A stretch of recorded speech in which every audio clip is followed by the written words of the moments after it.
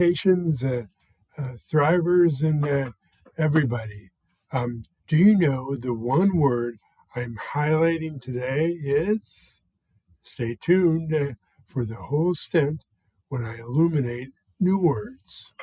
Several quick notes about that, but first I want to tell you a few things.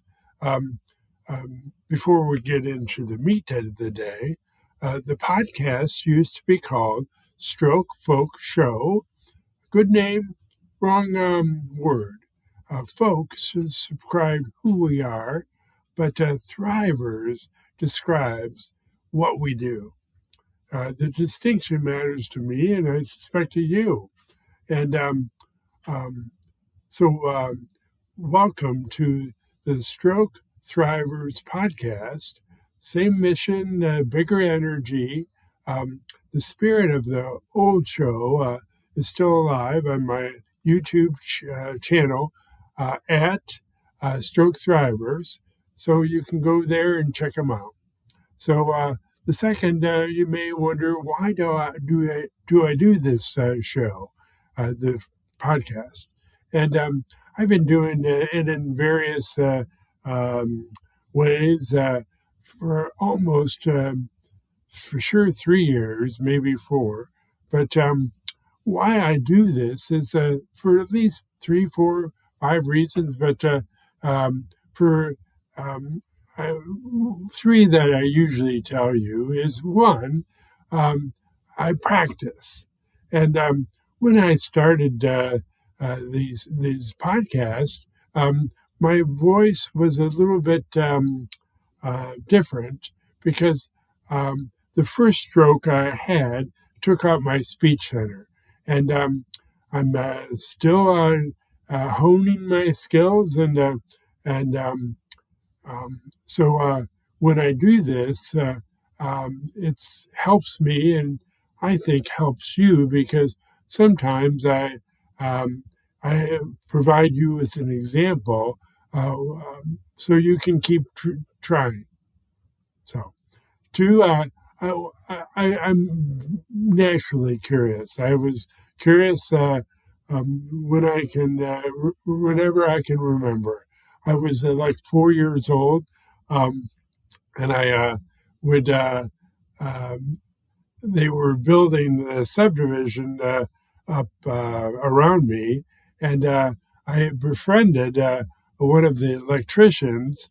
I forgot his name, but I would always find him, and I would ask him questions, and I just remember my mom teasing or harassing me about that. So, anyways, that's why I do this, because I think if I find it interesting, you will. And the third thing, I always, when I've got something on my heart or my mind or both, I want to share with you. So that's cool.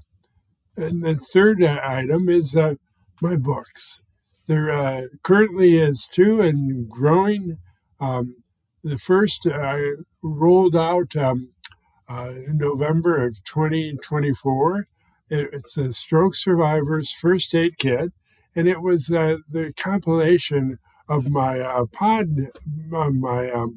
blogs, and I pulled out what I thought was interesting and divided them into 5 buckets, or excuse me, 4 buckets, and you may find them if they're focused on recovery, and so check it out. There, when I've tried things, when I've found things that were not worth it, I wrote about it, and so check it out.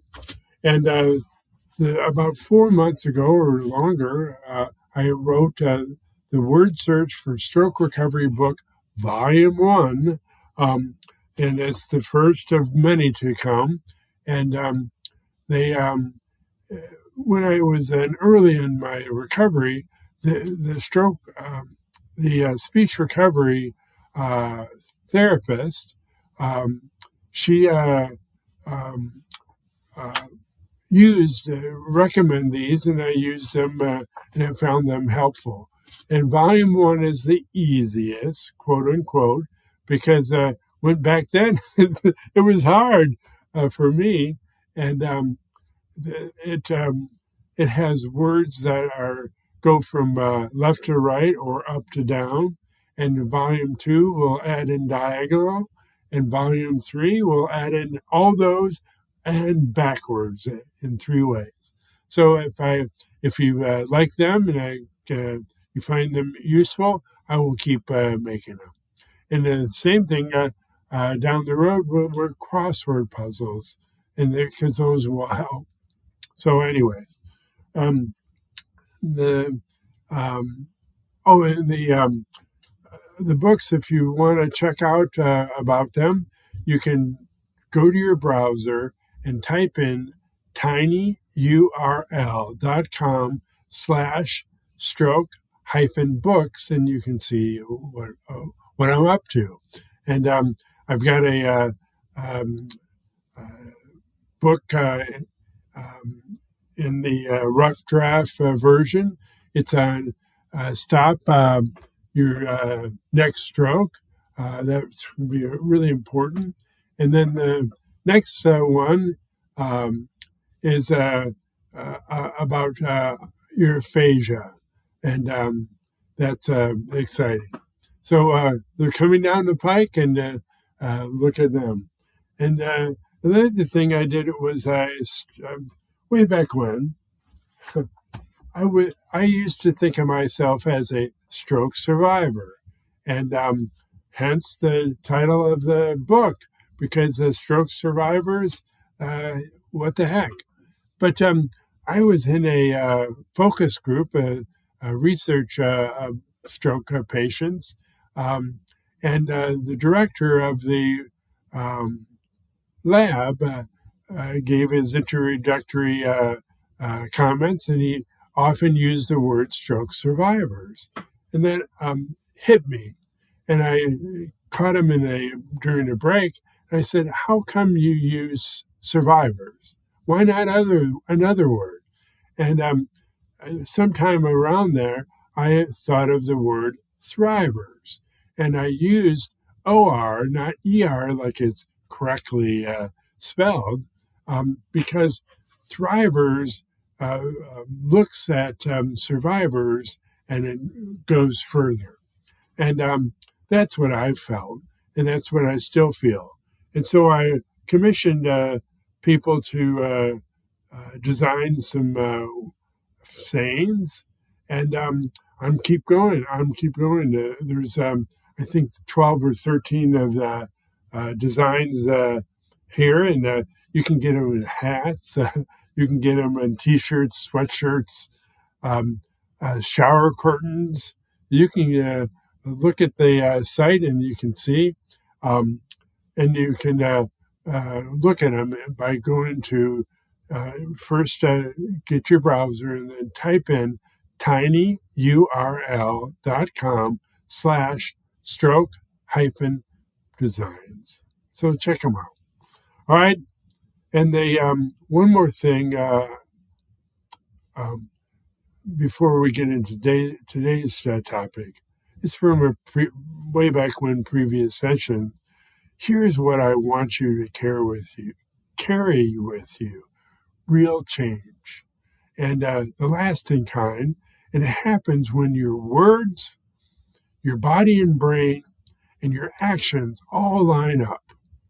Not once, not twice, repeatedly. And the repetition is where the rewiring happens and the magic happens. So check it out. And today's topic, it's kind of personal for me, because I figured the word was one of the factors leading to strokes that I had. So what is the word you've been using your whole life, but it's been quietly working against you? Not a complicated discovery, not a medical breakthrough. One word so ordinary, so overused, really overused, we stop questioning it. So it's stress. Huh? After I had the strokes, I started paying closer attention to my language. And words are not just sounds, they wire your brain. They keep your wiring intact. So they set up your nervous system for default. They set it's a default in your nervous system. And for decades, we've handled it. We've handled it. The word stress, or no, stop. For decades, we handed the word stress way too much territory in our brains. So we use it for the crushing weight of medical bills on the kitchen table. We use it for the electric feeling right before we crush a rehab goal. We use it for grief. We use it for growth. One word, completely opposite experiences. That's the problem. So there's really two words, distress and eustress, EU. Two words, two realities. Means, for Greek, means normal. Distress is this destruction in slow motion. It's the biological alarm that, left unchecked, is grinding relentless pressure that spikes your cortisol, and it spiked mine.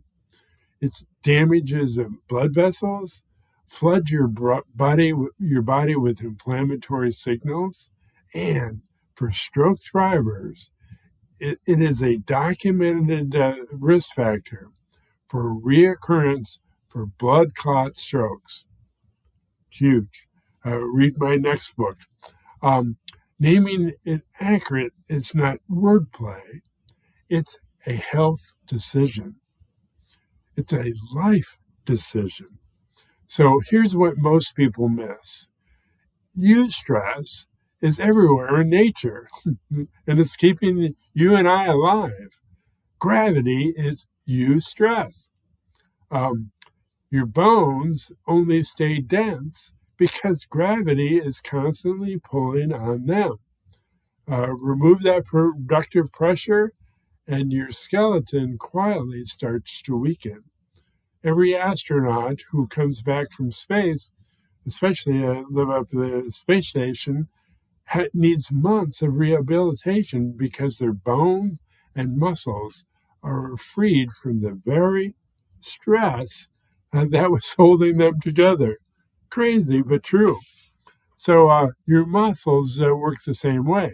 Every time you push through a workout, tiny tears form in the muscle fibers. It's cool, but it's true.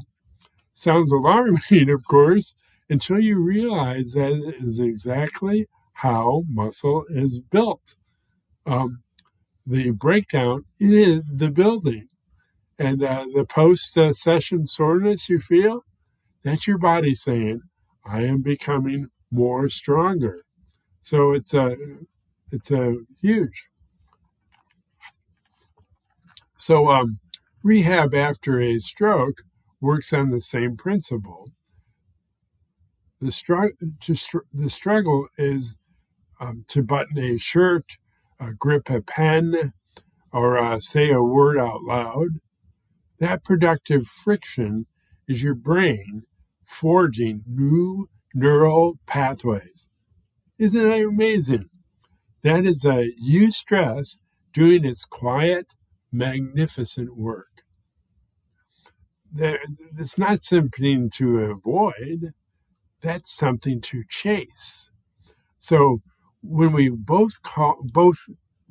call both kinds stress, we treat the same way. That's bad. We avoid both. We fear both. We medicate both. That stops today. You and I. I'm calling on every stroke thriver, every loved one, caregiver, every person listening right now. Let's upgrade our vocabulary. Distress needs intervention. Eustress needs cultivation. But they're not the same animal at all. And pretending that they are costing us our recovery, our peace, and for some people, their lives. Our words define our lives. Say it with me. So share this episode with somebody drowning in stress who doesn't yet know which kind is pulling them under. Give them the word. It might be the most powerful thing you do. You do for them, for today. Say it below, right below. What did you first realize that not all stress is the same? And gratitude and grit. Remember, you're a thriver. That's V as in victory, O-R. If you're ready to go deeper on the recovery, check it out. You can get in touch with me and we'll talk.